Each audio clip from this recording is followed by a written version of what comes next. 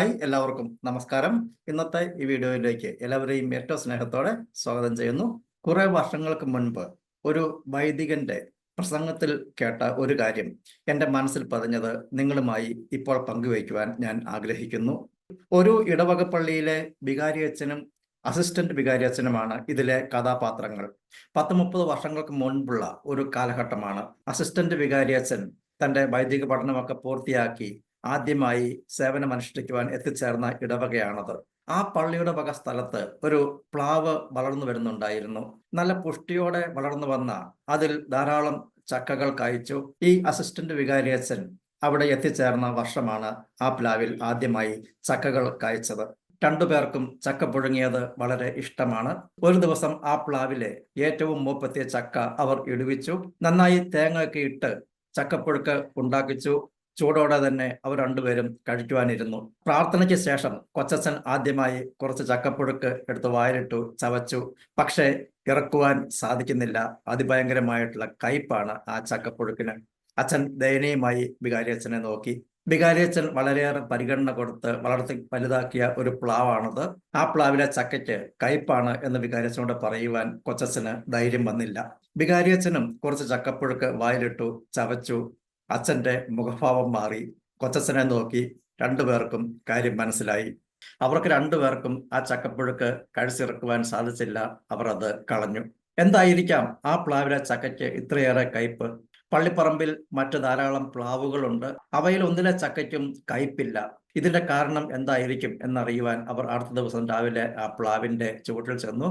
പ്ലാവ് നിറയെ ധാരാളം ചക്കകൾ കായ്ച്ചു കിടക്കുന്നു. പക്ഷേ കാശിന് കൊള്ളില്ല. വികാരിയച്ഛൻ ചുറ്റുവട്ടം നോക്കി. വർഷങ്ങളായി ആ ഇടവകയിൽ സേവനം അനുഷ്ഠിച്ചു വന്ന വികാരിയച്ഛന് പെട്ടെന്ന് തന്നെ കാര്യം മനസ്സിലായി. ആ പ്ലാവിന്റെ സ്ഥാനം സെമിത്തേരിയുടെ മതിലിനോട് ചേർന്നാണ്. ആ പ്ലാവിന് സമീപം സെമിത്തേരിയിൽ അടക്കം ചെയ്ത വ്യക്തിയെക്കുറിച്ച് പെട്ടെന്ന് വികാരിയച്ഛന് ഓർമ്മ വന്നു.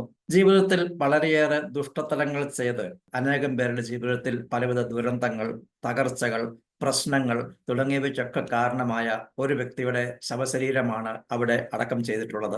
അയാളുടെ ഉള്ളിലുള്ള വിഷം അയാളുടെ മരണശേഷം പോലും മറ്റുള്ളവർക്ക് ദോഷകരമായി തീർന്നിരിക്കുന്നു. ആ വൈദികൻ ഇതൊരു മോറൽ കഥയായി പറഞ്ഞതാണ്. പക്ഷെ ഇതിൽ നിന്നും നാം ധാരാളം ഗുണപാഠങ്ങൾ പഠിക്കേണ്ടതായിട്ടുണ്ട്. ഇത്തരത്തിലുള്ള മറ്റൊരു വ്യക്തിയുടെ ഓർമ്മയും എൻ്റെ മനസ്സിൽ വരികയാണ്.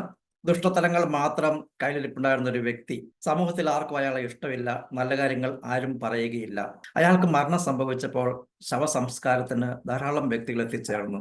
ജീവിച്ചിരുന്നപ്പോൾ അയാളെ ആർക്കും ഇഷ്ടമില്ലായിരുന്നുവെങ്കിലും മരണശേഷം ശവസംസ്കാരത്തിന് ഇത്രയേറെ ആളുകൾ എത്തിച്ചേർന്നതിന്റെ കാര്യം തിരക്കിയപ്പോൾ അതിൽ പങ്കെടുത്ത ഒരു വ്യക്തി പറഞ്ഞു, അയാൾ മരിച്ചു എന്ന് ഉറപ്പാക്കുന്നതിനും അയാളുടെ ശവസംസ്കാരം നടത്തി എന്ന് ഉറപ്പാക്കുന്നതിനുമായാണ് ഞാൻ അന്ന് അവിടെ പോയത് എന്ന്.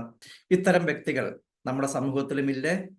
മറ്റുള്ളവർക്ക് ദ്രോഹം ചെയ്യുന്നവർ, മനസാക്ഷിയില്ലാതെ പ്രവർത്തിക്കുന്നവർ, മറ്റുള്ളവർക്ക് തകർച്ചയ്ക്ക് കാരണമാകുന്നവർ, മറ്റുള്ളവർക്ക് ഉയർച്ച ഉണ്ടാകുമ്പോൾ അതിൽ അസ്വസ്ഥതപ്പെടുന്നവർ, അസൂയപ്പെടുന്നവർ, മറ്റുള്ളവർക്ക് എന്തെങ്കിലും നന്മകൾ ഉണ്ടാകുമ്പോൾ അത് തടയാൻ ശ്രമിക്കുന്നവർ, അതുപോലെ തന്നെ ഏഷണി പറഞ്ഞ് ഇല്ലാ കഥകൾ പറഞ്ഞ് മറ്റുള്ളവരുടെ ജീവിതം തകർക്കുന്നവർ, ഇത്തരം ദുഷ്ടതലങ്ങൾ, വിഷങ്ങൾ നിറഞ്ഞവർ നമ്മുടെ ഇടയിൽ തന്നെ ധാരാളമുണ്ട്. ജീവിച്ചിരിക്കുമ്പോഴും അവരുടെ മരണശേഷം പോലും അവർ ചീറ്റിയ വിഷം മറ്റുള്ളവരുടെ ജീവിതത്തിൽ ദുരിതങ്ങൾ വിതച്ചുകൊണ്ടിരിക്കും. ഈ അവസരത്തിൽ നമുക്കെല്ലാവർക്കും ഒന്ന് ആത്മവിചിന്തനം ചെയ്യാം. നമ്മുടെ പ്രവർത്തനങ്ങൾ മൂലം അറിഞ്ഞുകൊണ്ടോ അറിയാതെയോ മറ്റുള്ളവർക്ക് എന്തെങ്കിലും ദോഷമുണ്ടാകുന്നുണ്ടോ? മറ്റുള്ളവരുടെ ഹൃദയവേദയ്ക്ക് നാം കാരണമാകുന്നുണ്ടോ എന്ന് അറിഞ്ഞുകൊണ്ടോ അറിയാതെയോ മറ്റുള്ളവർക്ക് ഉപദ്രവം ചെയ്യാതിരിക്കുവാൻ നമുക്ക് ശ്രദ്ധിക്കാം. നമ്മളാൽ സാധിക്കും വിധം മറ്റുള്ളവർക്ക് സഹായങ്ങൾ, സേവനങ്ങൾ, നന്മകളൊക്കെ ചെയ്തു കൊടുക്കാൻ നമുക്ക് പരിശ്രമിക്കാം. മറ്റുള്ളവരുടെ നേട്ടങ്ങളിൽ, ഉയർച്ചയിൽ സന്തോഷം കണ്ടെത്തുന്നവരായി മാറുവാൻ നമുക്ക് ശ്രമിക്കാം. മറ്റുള്ളവർക്ക് ചെയ്യാൻ പറ്റുന്ന നന്മകൾ ചെയ്യുമ്പോൾ, മറ്റുള്ളവരുടെ നേട്ടങ്ങളിൽ നാം സന്തോഷിക്കുമ്പോൾ പ്രപഞ്ചശക്തി നമുക്ക് നാം പ്രതീക്ഷിക്കാത്ത രീതിയിലുള്ള അനുഗ്രഹങ്ങൾ സമൃദ്ധമായി ചൊരിഞ്ഞു തരും. എല്ലാവർക്കും ജീവിതത്തിൽ എല്ലാവരും നേട്ടങ്ങളും ഐശ്വര്യവും സമ്പത്തും സമ്പൽ സമൃദ്ധിയും ദീർഘായുസും എല്ലാം ആശംസിക്കുന്നു, പ്രാർത്ഥിക്കുന്നു. ഇന്നത്തെ ദിവസം ഈ വീഡിയോ കാണുമ്പോൾ മനസ്സ് കാണിച്ചതിന് ഞങ്ങൾക്കുള്ള നന്ദി പറയാൻ നിങ്ങളെ അഭിനന്ദിക്കുകയാണ്. ഈ വീഡിയോ നിങ്ങൾക്ക് ഇഷ്ടമായെങ്കിൽ ലൈക്ക് ചെയ്യണമെന്നും കമന്റ്സ് രേഖപ്പെടുത്തണമെന്നും നിങ്ങളുടെ ഫ്രണ്ട്സിനും മറ്റും ഷെയർ ചെയ്യണമെന്നും ഏറ്റവും സ്നേഹത്തോടെ ഓർമ്മിപ്പിക്കുകയാണ്. പുതിയ പുതിയ അറിവുകളുമായി നമുക്ക് അടുത്ത വീഡിയോയിൽ കാണാം. Stay blessed. Thank you.